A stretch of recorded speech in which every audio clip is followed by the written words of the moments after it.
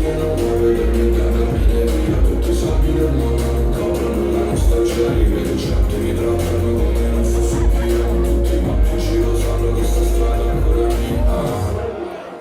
Lei dice che sono bello e perfetto, ma le sue parole non hanno effetto. Adesso che soldi non me ne affetto, con i soldi non ci compri rispetto.